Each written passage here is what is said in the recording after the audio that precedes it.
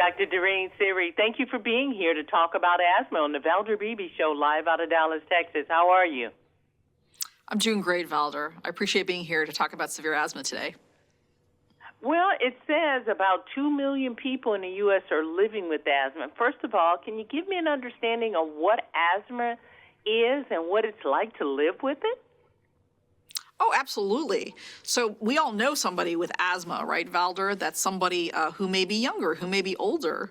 Those patients typically, it's characterized by, of course, wheezing, coughing, shortness of breath, maybe difficulty doing regular activities.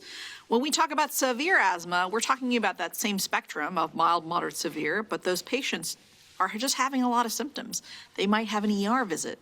They might have a hospitalization for their asthma. They might be waking up at nighttime, even once a month or twice a month, struggling with breathing and reaching for those rescue inhalers because they're having exacerbations or acute attacks of their asthma. Even things such as eating, drinking, walking, going up the flight of one stair may trigger their asthma, and now they feel like they're having problems. So that severe asthma subset are just patients who are either uncontrolled or under-controlled. Mm-hmm. Is there something environmental that's causing asthma? The reason why I ask that is there's about 2 million people in the U.S. alone.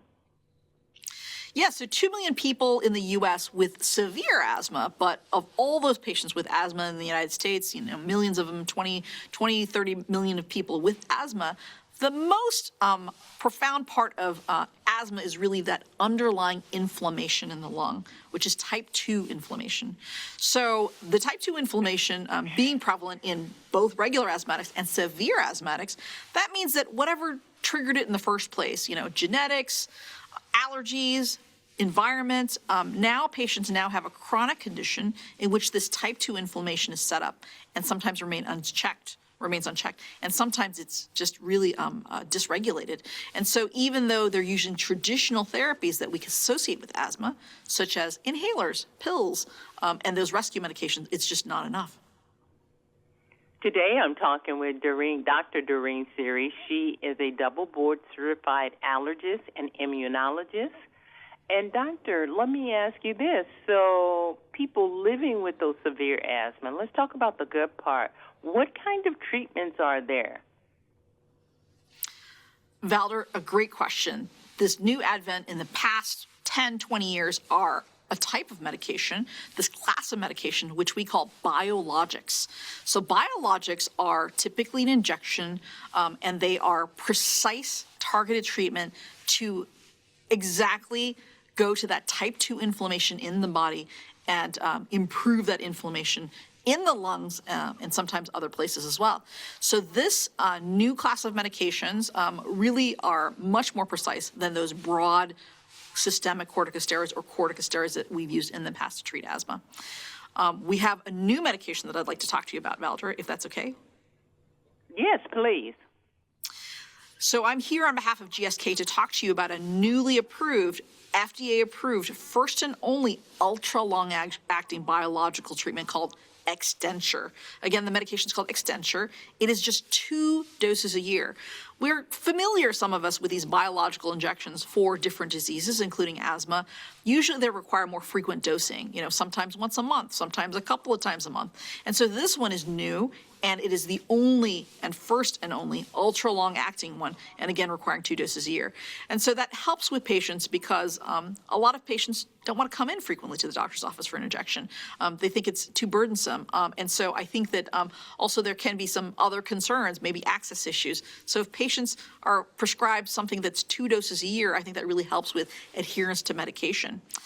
It is important to note that with any medication, there can be potential side effects. So with Extenture, some of these side effects can be serious, like allergic reactions, including anaphylaxis and certain infections. I do encourage your audience, Valder, to speak to their doctor about whether or not a biological treatment and Extenture is appropriate for them.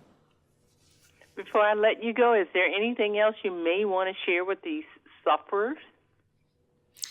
I think the important thing to talk about is that patients with severe asthma may not recognize that they're in the severe category. I think most patients with asthma think that they're doing okay. But what they find is that over time, they're doing less. they're having more symptoms, they're using their medication more. And the best type of treatment really is that type of treatment where they're hardly ever, if ever, using that rescue because they're hardly having exacerbations. So really the first place is to talk to their doctor, be honest about their symptoms, and to see if there's a treatment that's appropriate for them. Thank you, Dr. Siri. This has been a great interview for many asthma sufferers and those who are taking care of those sufferers. I really thank you for stopping by the Valder Beebe Show. Thank you, Valder. Hi, I'm Valder Beebe, host of the Valder Beebe Show.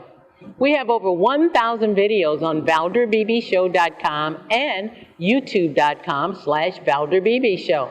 We upload new videos daily. Our site is a modern baby boomer platform with news and information important to boomers.